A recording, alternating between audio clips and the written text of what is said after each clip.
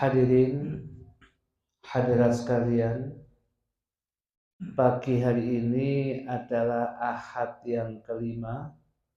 Ngaji kita masih kitab Fathul Mu'in karya Syekh Zainuddin Al-Malibari Asy-Syafi'i, yang bahasan kita masih berkaitan dengan kitab Thaharah, kita berkaitan dengan bersuci.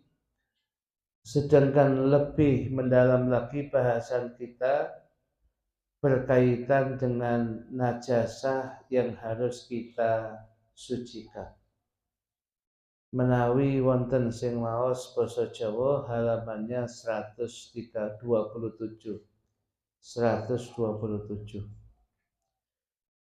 Disebutkan dalam ungkapan kitab Fathul Mu'in,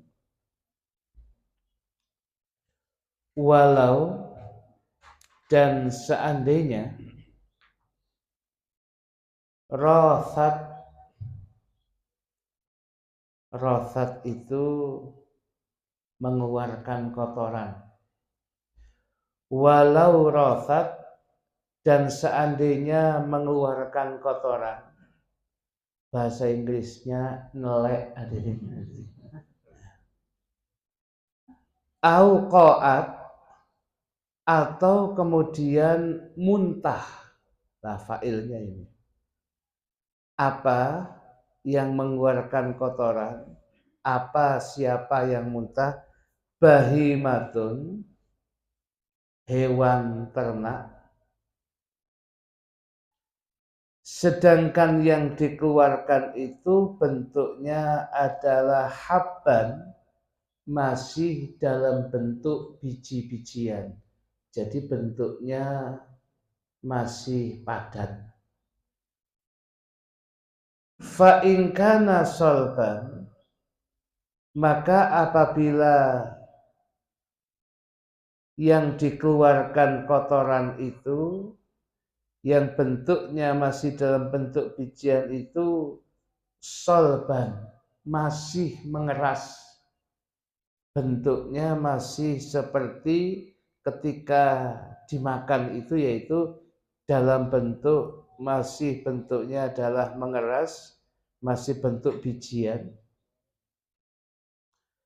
Bihaitsu, dengan sekiranya lau zuri'a, seandainya biji-bijian itu zuri'a ditanam, nabata kemudian dia bisa tumbuh, famutanajisun, maka statusnya biji-bijian tadi itu barang suci yang terkena najis, mutanajis. Yursalu, yang dia bisa dicuci kembali, dibersihkan. Dan sampai kemudian jauh lagi wayuk kalu, dan bisa dimakan oleh kolu. Ya. Wa illa, kalau tidak demikian, fanajisun, maka hukumnya najis. Kalau najis ya sudah, memang barang najis. Walam yubayyinu, dan para ulama tidak menjelaskan hukma ghairil habbi, hukum statusnya selain biji-bijian. Artinya begini hadirin, ini masalah pertama. Dalam kehidupan keseharian ini ada bahimatun, hewan ternak. Bahasa hewan ternak itu, hewan ini andai kata disembelih, dagingnya bisa dimakan. Yukalu lahmuhu, ya, hewan yang dagingnya bisa dimakan. Sekalipun dia bukan hewan kurban. Contohnya ayam. Ayam kalau disembelih dengan benar halal. dan kemudian dimakan oleh yang punya setelah dimasak, ya boleh-boleh saja. Ya, pokoknya sesuai syariat. Nah, suatu ketika ayam itu kemudian nelek, mengeluarkan kotoran, atau keluar dari mulutnya muntah. Muntah niku najis. Ya, kemudian telek niku nggih najis. Keat niku ya niku najis itu. Nah, tetapi kemudian kotoran yang keluar dari hayawan yang bahimah bisa dimakan hewan ternak tadi, ternyata yang keluar itu barangnya masih bentuknya adalah solban, bentuknya keras, biji-bijian. Dia ketika ayam ini pagi itu kemudian ya makan jagung, jagung sing wungkul-wungkul pangane ya keras itu dipangani.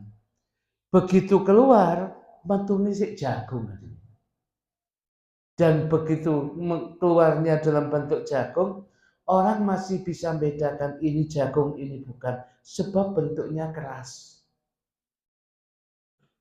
Kalau begitu, bahasa fikihnya Fathul Mu'in, famutanajisun. Maka barang itu sebenarnya suci, hanya terkena najis. Lah kalau barang suci terkena najis, bagaimana izalatun najasa menghilangkan najisnya? Yusalu, dicuci ya, dibersihkan, dibersihkan, dibersihkan sampai kotoran yang ada lewat perut itu sudah nggak ada, bentuknya akhirnya jagung seperti sebelum dimakan, wungkul-wungkul. Tidak sampai itu, ternyata jagung yang dimakan ayam ini jagung unggulan. Akhirnya kemudian ya ditanam. Ketika ditanam, kemudian jagungnya tumbuh besar, ya. Nah, jagungnya tumbuh besar, kemudian sampai kemudian berbuah jagung itu diambili, ya. Kemudian pas jenengan datang griyane disuguno datang jenengan. Ya. Pertanyaannya, apakah jagung itu boleh dimakan? Boleh, hadirin. Wong itu asalnya suci kok. Kalau najis, mutanajis bisa disucikan.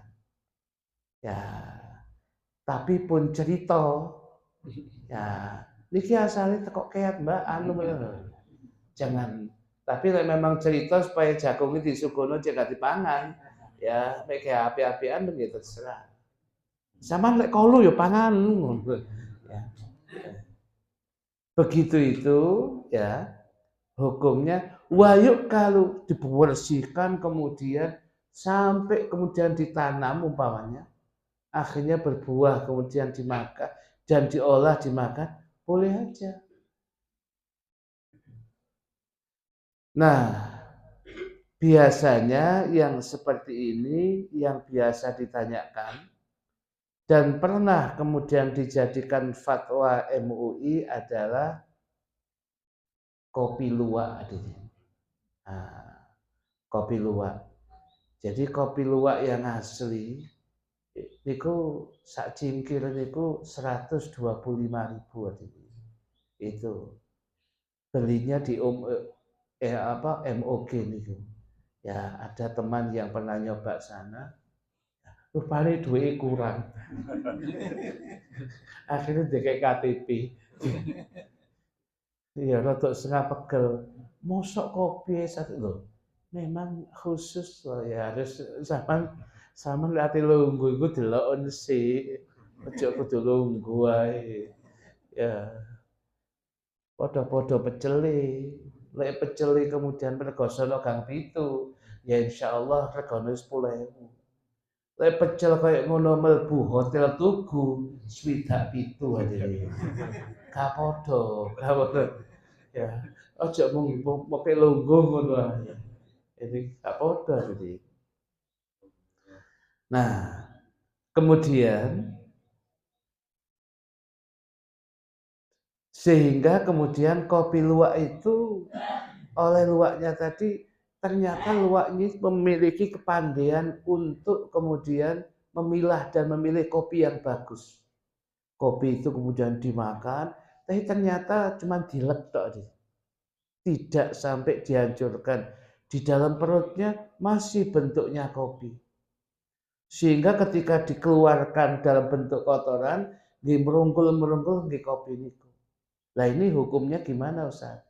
Kalau bentuknya masih solban, keras, habban bentuknya masih dalam bentuk bijian, maka berarti statusnya mutanajisun. Tembiku wonten kitab Fathul Mu'in famutanajisun. Kalau mutanajis berarti ada kemungkinan bisa disucikan.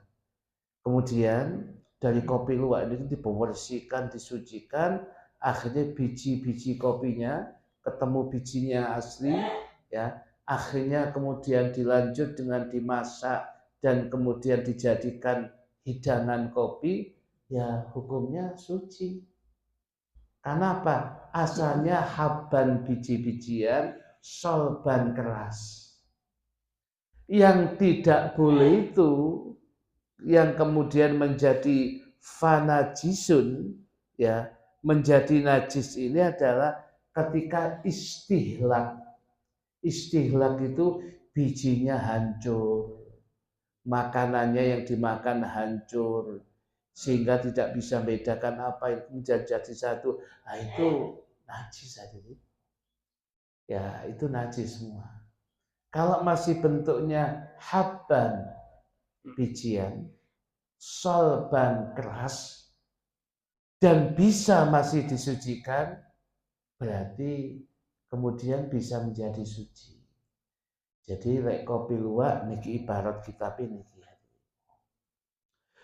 Wa illa kemudian kalau kemudian ternyata tidak bisa diapa-apa no, karena mungkin istihlak hancur sudah nggak bisa dibedakan ini nasinya ya ini gulinya ini satu jadi satu sudah ya jadi satu sudah sebab nikmatul riya itulah ya ini jadi satu nggak bisa dibedakan begitu keluar nih istilah bentuknya ngampun dan kotoran ya sudah najis.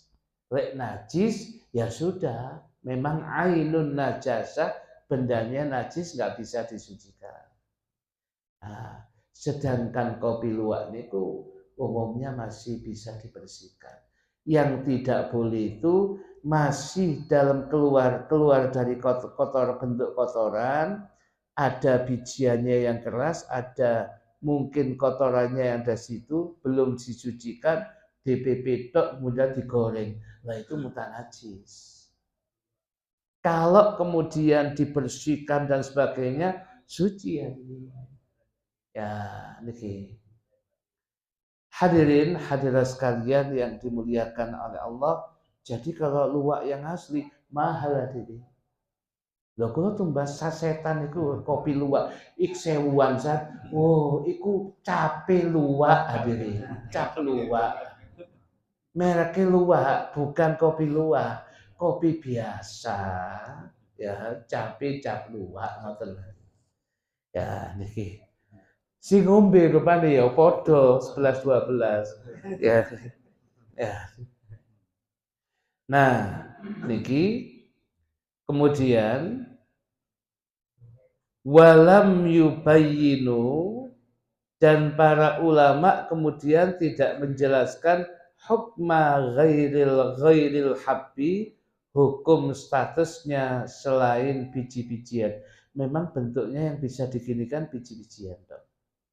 Kalau bentuknya istihlak mau disucikan gimana dia sudah hancur. Ah, niki. Sampai sini hadirin anunya satu ibaratnya.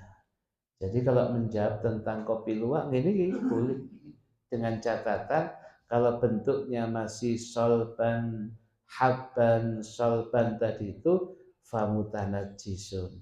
Bisa diyuhzalu disucikan, dibersihkan, dicuci. Nanti ujung-ujungnya yuk kalau bisa dimakan. Yang demikian. Nah, sekarang ibaratnya yang kedua. Qala syekhuna, telah berkata guru kami. Kalau Imam Zainuddin Al-Malibari mengatakan guru kami dalam kitab Asy-Syafi'iyahnya, guru kita Habib Shalih Al-Idris itu maknanya adalah Al-Imam Ibnu Hajar Al-Haytami. Qala, telah berkata syekhuna, guru kami, yaitu Al-Imam Ibnu Hajar Al-Haytami. Apa yang diucapkannya?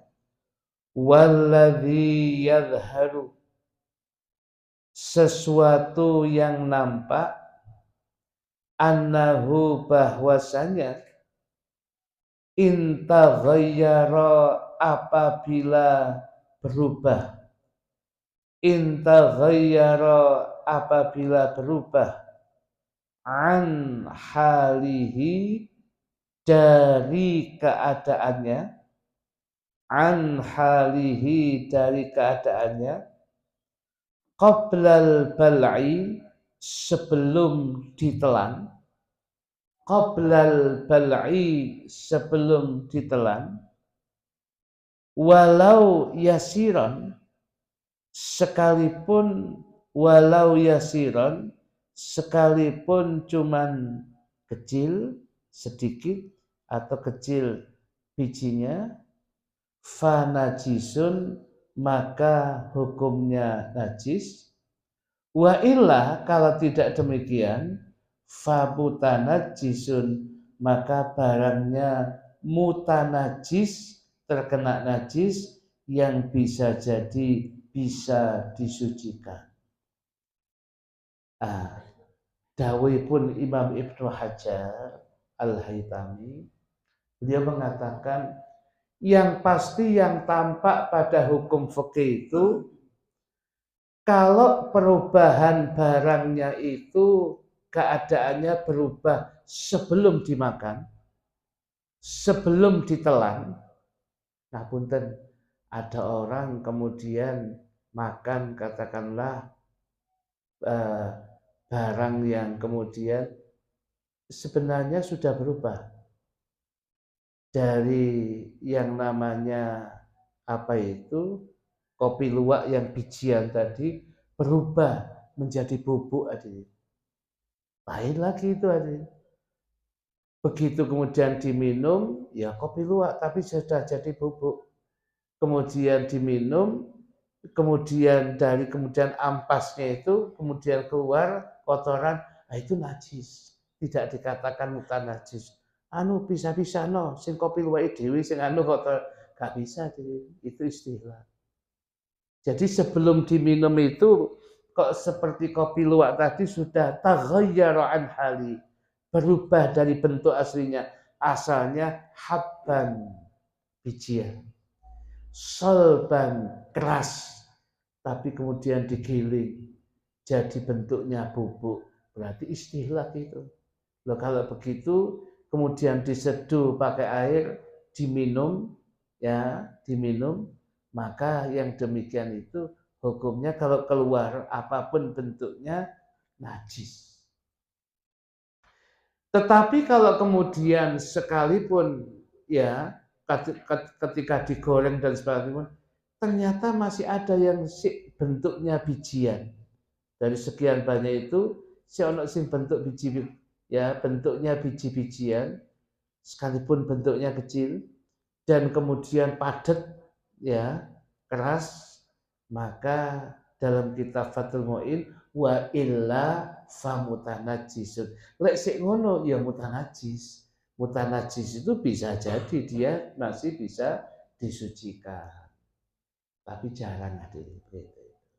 Kalau berubah dari awal sebelum diminum atau dimakan, biasanya memang sudah berubah. Dan kalau kemudian sampai kemudian di perut manusia, diolah lagi, mutanajis umumnya. Ya, apalagi kalau sulit kemudian dibedakan. Jadi saya ulangi lagi, dawuhipun Al-Imam apa itu? Dawuhipun Al-Imam Ibnu Hajar Al-Haytami itu, ya, beliau mengatakan Kalau barang yang ditengarai bentuknya adalah awalnya adalah biji-bijian keras, diolah lagi, digiling, dipanaskan, digoreng, bentuknya bubuk, dan kemudian diminum, nah itu najis sudah. Kalau jadi kotoran berarti, ya diminum sebagainya suci aja. Begitu jadi kotoran, nggak bisa dikatakan mutanajis. Loh, ampasnya Ustadz ini, loh masih ampasi kan istilah sulit dibedakan. Mutanajis itu.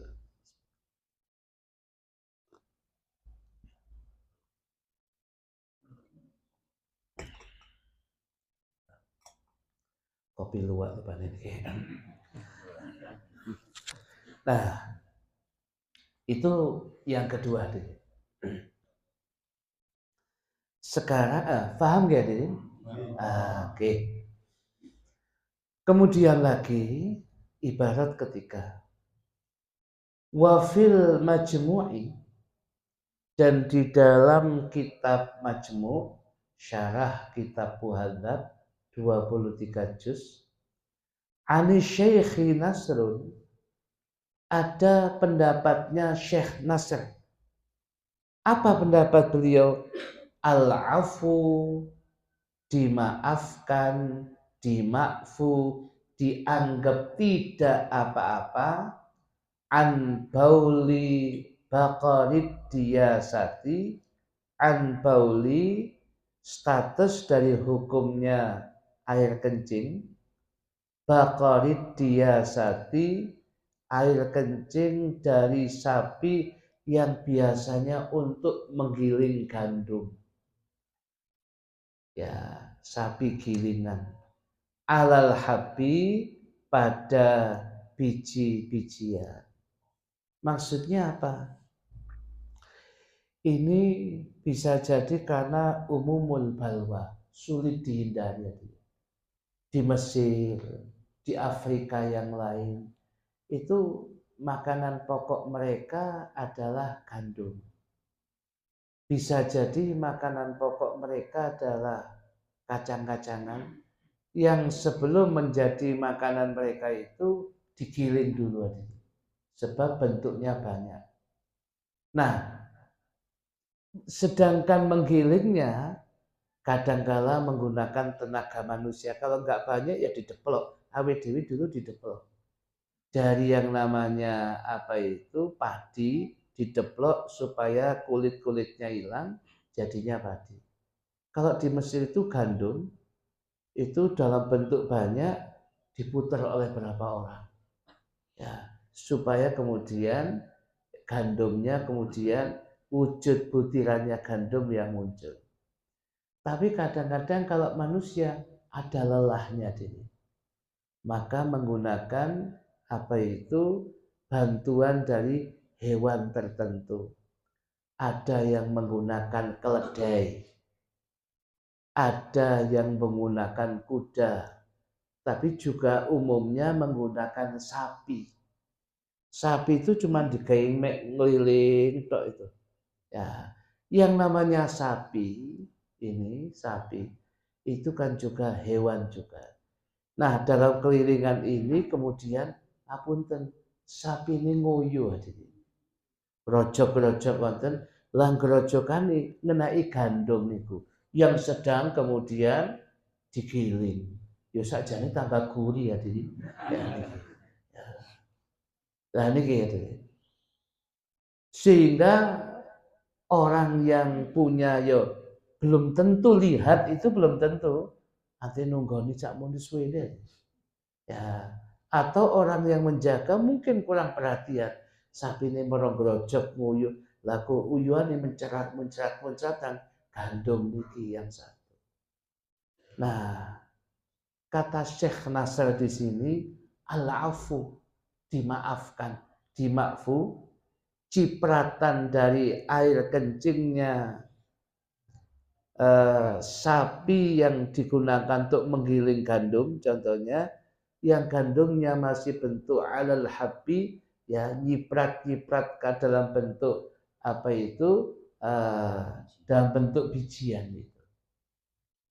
begitu itu mahfud. Karena apa? Bisa jadi sulit dihindari. Tiap hari memang seperti itu. Lah sapi nek nguyu gak kondo. Ya, lek ngondo kan cekel sih kemudian copot konang toilet kono. Lah mboten ngono. Ya, dan itu mboten pati sapi lek sampe nang toilet itu. Nah, begitu itu hukumnya mahfud.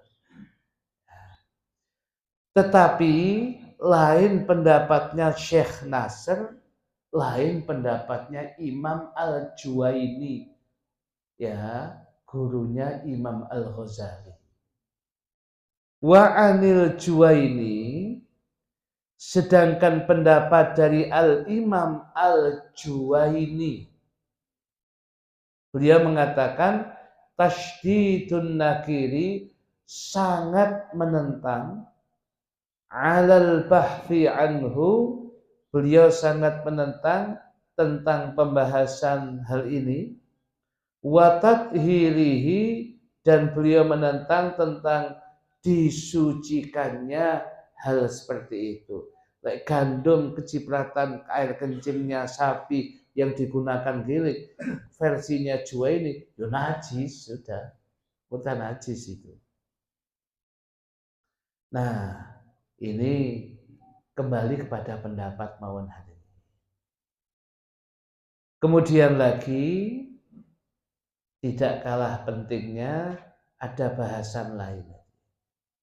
Selanjutnya niki ibaratnya wa bahatsal Fazari, wa bahatsa, dan telah membahas, fa'ilnya Al-Fazari, Imam Al-Fazari.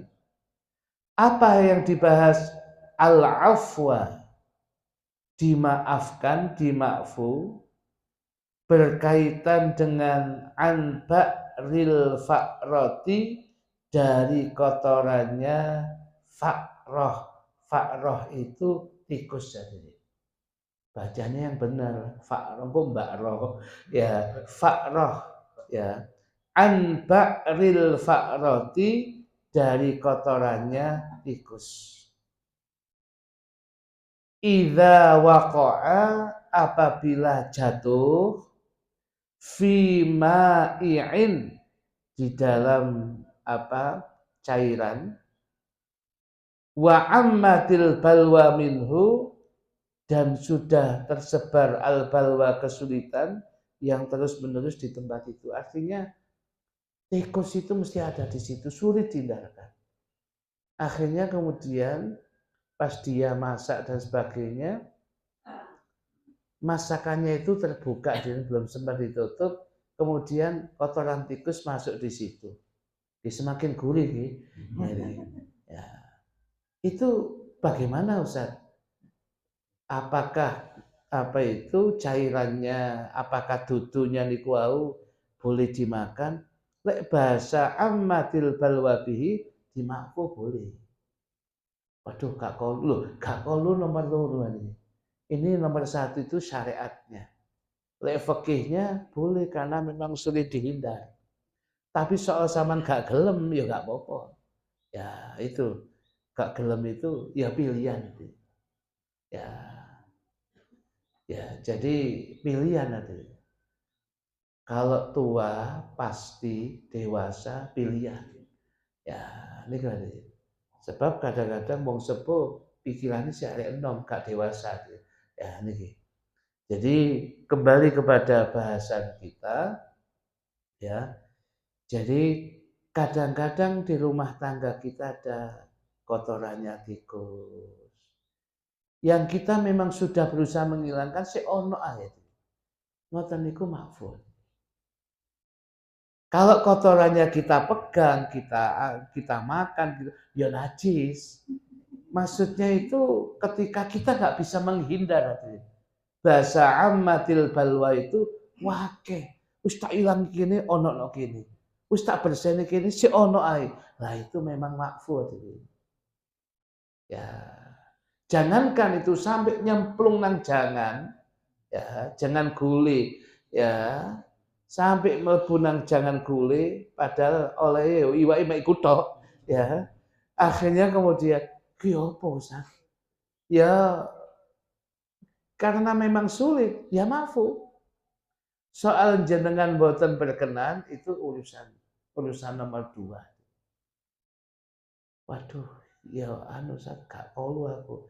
Gak kolu, iwake sik akeh Ustaz. Ya kalau gitu ya kemudian kuwahe buahen. Iwake disiram disucikno, nggawe kuah meneh. Ya, tapi gak usah dikandakno ambek sing nganti njukono ngono. Iki tak ganti, tapi iwake bekas sing anu tikus iku aja mboten usah sanjang ngoten. Nah, ini bahasanya Imam Al-Fazari mengatakan beliau membahas akan dimaafkan tentang kotorannya tikus apabila terjatuh pada benda cairan, duduh mungkin ya. Dan memang kotorannya itu di mana-mana, sulit dihindari. Niki hukumnya maafu. Terakhir niki hadirin katakan di sini wa amma adapun mayujatu apa-apa yang didapati ala waraqi ba'di syajari atas atau pada dedaunan sebagian pohon karrawati rahwan niku busa untuk hadirin karrawati seperti untuk fanajisun maka itu hukumnya najis. Jadi kalau kemudian kata kitab niki ketika didapati pada dedaunan itu ada seperti untuk ngoten ya. Ini suci apa enggak Ustaz? Jawabannya di sini fanajisun. Najis. Lek najis pun mboten saged disucikno. Li annahu karena sesungguhnya dia yakhruju keluar min batini ba'di didani bagian dalam dari sebagian ulat-ulat yang ada di tempat itu. Ulat itu kemudian mengeluarkan busa, berarti kotos tiang niku muntah ngoten ya. Ki muntah najis ini. Bukan muntah najis yang bisa dicucikan. Nggih najis niku memang. Sampun. Kama syuhida dzalika sebagaimana hal itu bisa disaksikan. Ya. Paham nggih hadirin? Dados ulangi malih pada sebagian daun-daun pohon itu seperti ada unduknya. Lah, untuk itu ternyata kata ulama itu adalah muntahnya ulat pada sebagian ulat. Berarti kalau muntahnya ulat, ya berarti bukan bentuknya adalah keras, tidak dalam bentuk biji-bijian, wong untuk. Jadi gimana Ustaz? Najis. Lah kita akan memakan daunnya karena daunnya godong salam ini Ustaz. Ya tiga jangan. Yo ilang ngono untuk disucikno. Godonge gawian gak apa-apa. Nah, terakhir niki kemudian dikatakan di sini ya.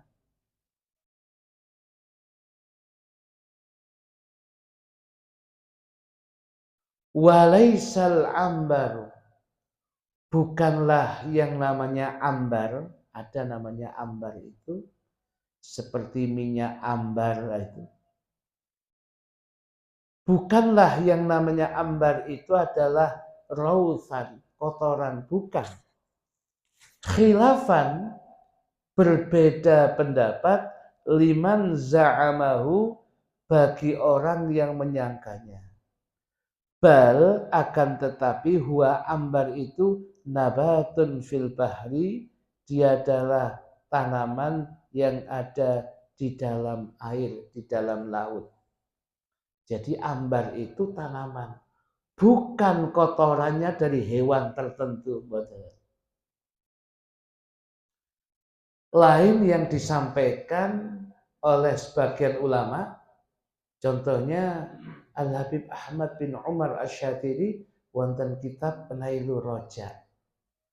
Di sana beliau menceritakan termasuk yang kemudian bisa berubah bentuk yang tadinya najis berubah menjadi halal. Ya, kalau biasanya contohnya di kitab Safinatun Najah kan apa itu yang awalnya adalah khamar berubah menjadi khalun cuka. Ada yang seperti itu. Ya, di Hadramaut itu ada ya kijang padang pasir. Itu kadang-kadang pada sebagian tubuhnya ada yang gatal. Gatalnya itu seperti bisul tambah besar, tambah besar, tambah besar. Ya namanya gatal oleh kijangnya dikukuri. Nah, begitu dikukuri ini kan tambah besar itu ternyata jatuh hadirin. Begitu jatuh berarti waras dia sembuh. Nah, jatuhnya ini bekas bisulnya itu di dalamnya itu awalnya isinya adalah air, kemudian darah, kemudian jadi nanah, kemudian ini semua berubah menjadi minyak misik. Jadi minyak misik yang asalnya dari darahnya menjangan, ya, yang hukumnya najis berubah menjadi suci, bahkan harganya sangat mahal minyak misik. Itu hukumnya suci. Nah, ini untuk mengingatkan kita, itulah harga duniawi. Dunia niku sing dilegani larang, apunten dilegani larang, itu ternyata berasal dari darah nanah yang kotoran seperti itu. Ya, jadi sarang burung walet itu kan dari liurnya walet. Ya, jadi liurnya walet itu larang kan ini, lain dengan liurnya kita. Ya itu, loh itu cero dunia iki, iku regane menor, regane harta duniawi. Ternyata ngoten. Ya. Sampai kemudian digambarkan oleh Imam Sayyidina Ali bin Abi Thalib wonten kitab Risalatul Mudzakar. Pinggirnya Risalatul Muawanah. Kalau kemudian kita mau merenung, itulah harga duniawi. Orang kemudian ya membiayai pernikahan sampai ratusan juta, bahkan laki dan perempuan, di samping memang untuk menghalalkan hubungan laki itu, tapi lebih daripada itu sakjane sing negari apa kata Sayyidina Ali ngapunten mabalun, ngapunten tempat kencing, ya yang dicari seperti itu. Umpamane wono iki wonten wanteng tiange Mbah ya napa purun. Tapi gak ono anune niku gak ono lho Mbak, kosongan lho. Lho gak gelem adene. Mas niki wonten tiange cuantik luar biasa wahyu. Tapi kosongan lho ya gak ono ikune lho Mas. Wah, jarene poso bendina kok. Ya wek itu tujuannya zuat iku lho. Ternyata memang yang miliatan itu ya sing disasar sini. Ya, supaya kita tahu harta duniawi seperti itu. Hadirin hadirat sekalian yang dimuliakan oleh Allah, waktunya habis. Insyaallah akan kita sambung pada pengajian-pengajian berikutnya. Wallahu a'lam bishawab. Kita buka bapak-bapak yang mau tanya, monggo silahkan.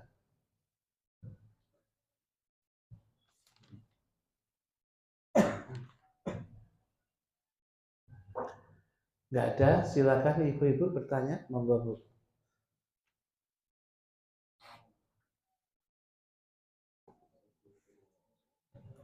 Assalamualaikum warahmatullahi wabarakatuh.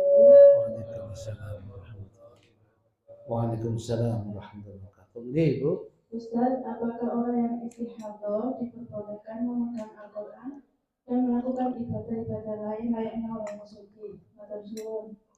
Baik, Kalau kemudian yang laki-laki itu baik laki maupun perempuan, yang perempuan namanya istihadhah, yang laki-laki namanya salisul baul, dan contohnya itu namanya daimul hadas.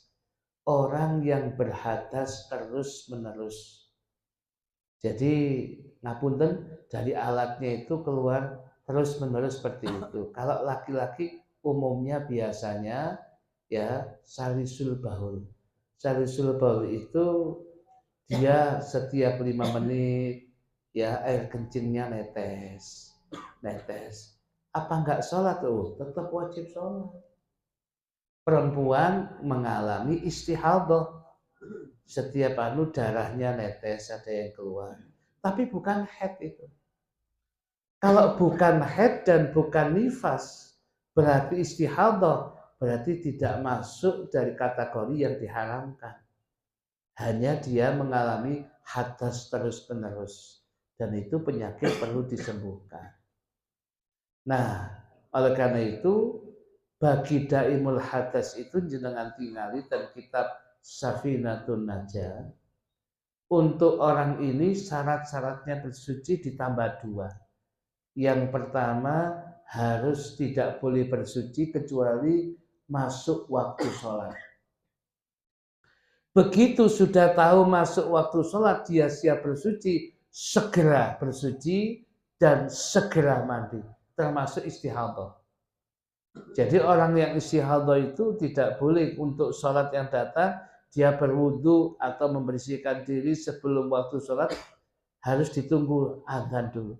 Begitu azan, bersihkan, ya, bersihkan, pakai kemudian ngapunten pembalut sekarang luar biasa.